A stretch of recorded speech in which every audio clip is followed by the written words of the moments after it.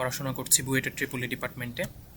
তো আজকে আমরা মেনলি কথা বলবো হচ্ছে ক্ল্যাম্পার সার্কিট সম্পর্কে। ক্ল্যাম্পার সার্কিট কি? ক্ল্যাম্পার সার্কিট হচ্ছে যখন আমরা কোনো ইনপুট ওয়েব ফর্ম ওই সার্কিটটাতে ইনপুট করি, তখন দেখা যাচ্ছে ওইটা ক্ল্যাম্প করে দেয়, মানে সামথিং আপ বা সামথিং ডাউন।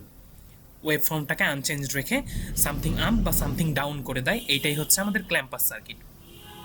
তো ক্ল্যাম্পার সার্কিট সলভ করতে গেলে বা ক্ল্যাম্পার সার্কিট পারতে গেলে আমাদের দুইটা বিষয় মেনলি মাথায় রাখতে হবে। একটা হচ্ছে আমরা কোন হাফ বা কোন সাইকেল থেকে শুরু করব, সেটা পজিটিভ সাইকেল নাকি নেগেটিভ সাইকেল। তো এটা কিভাবে? এটা হচ্ছে ক্যাপাসিটার যে সাইকেল থেকে চার্জ হতে শুরু করবে সেটা হতে পারে পজিটিভ সাইকেল, হতে পারে নেগেটিভ সাইকেল। আর একটা বিষয় খেয়াল রাখতে হবে যে আমাদের ক্ল্যাম্প যে আউটপুটটা, মানে আউটপুট ওয়েব ফর্ম, ওইটার পিক টু পিক আর আগের পিক ইনপুট ওয়েব ফর্মের পিক টু পিক একবারে সেম হবে, অর্থাৎ ইকুয়াল হবে। তো আমরা নেক্সটে যাই। নেক্সটে গেলে আমরা দেখতে পাবো, যদি একটা এক্সাম্পল দেখি আমরা, তাহলে আরও বিষয়টা ক্লিয়ার হবে। তো এক্সাম্পলে আমরা একটা ইনপুট ওয়েব ফর্ম নিচ্ছি যেটার পিক টু পিক হচ্ছে ভি টু ভি, অর্থাৎ টু ভি, মানে ওপরে পজিটিভ ভি, নিচে হচ্ছে নেগেটিভ হাফে মাইনাস ভি। এবার দেখা যাক, এইবার হচ্ছে আমাদের সার্কিটটা এইটা, যেটাতে হচ্ছে একটা ইনপুট ভি ইনপুট দেয়া আছে, ইনপুট ভোল্টেজ, আর একটা হচ্ছে ভোল্টেজ সোর্স যুক্ত করা আছে ডায়োডের সাথে।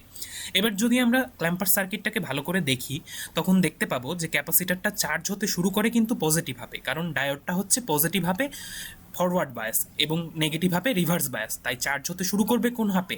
পজিটিভ হাফে। তো আমরা যদি দেখি পজিটিভ হাফে, তখন দেখতে পাবো ডায়োডটা হচ্ছে ফরওয়ার্ড বায়াস, যেটা আগেই বললাম। এবং যদি একটা কেভিএল চালাই জাস্ট এই যে ডায়োডের এই সার্কিটটাতে বা ডায়োডের এই লুপটাতে, তখন আমরা ক্যাপাসিটারের চার্জ পাবো কি? ক্যাপাসিটারের চার্জ পাবো ভি ইনপুট মাইনাস ভি, এটা পাবো। এটা ক্যাপাসিটারের চার্জ, মানে ক্যাপাসিটার ফুল চার্জ হবে এই চার্জে বা এই ভোল্টে। এবার ভি আউটপুট, আমরা তো পজিটিভ হাফ নিয়ে চিন্তা করছি, কারণ ক্যাপাসিটার শুরু হয়েছে পজিটিভ হাফ থেকে চার্জ হতে।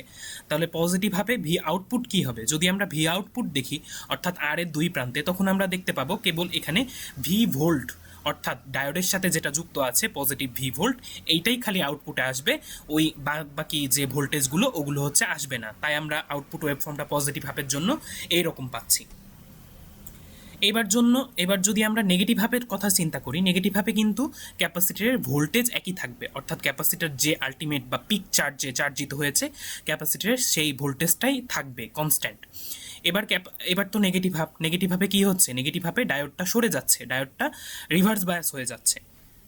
তখন আমরা কি দেখতে পাবো? ডায়োডটা রিভার্স বায়াস হলে ক্যাপাসিটর ডিসচার্জ হতে শুরু করবে রিভার্স বায়াসে বা হচ্ছে নেগেটিভ হাফে। এবার তাইলে নেগেটিভ হাফে যদি আমরা কেভিএল চালাই, এবার কেভিএল কোথায় চালাতে হবে? এবার কিন্তু ডায়োডের লুপটা আর কার্যকর না, এবার হচ্ছে আমাদের রেজিস্টারের সার্কিটটাতে বা রেজিস্টারের লুপটাতে একটা কেভিএল চালাতে হবে। তো রেজিস্টারের লুপটাতে যদি আমরা কেভিএল চালাই, তাহলে আমরা ভি আউটপুট পাচ্ছি টু ভিআই মাইনাস ভি, এটা হচ্ছে নেগেটিভ দিকে পাবো। তাইলে যদি আমরা আউটপুট ওয়েবফর্মটা দেখি নেগেটিভ হাফের জন্য, তাইলে কিছুটা এরকম পাবো।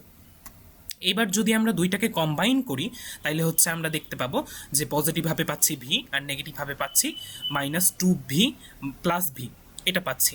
এবার যদি আমরা এখানে দেখি, আমি কি বলেছিলাম যে পিক টু পিক সেম থাকবে এই ক্ল্যাম্প আউটপুটে। এবার যদি আমরা ক্ল্যাম্প আউটপুটে পিক টু পিক দেখি, তাহলে আমরা দেখতে পাবো টু ভি, যেটা ছিল ইনপুট ওয়েব ফর্মে। তো আজকে এই পর্যন্তই ছিল, সবাইকে ধন্যবাদ।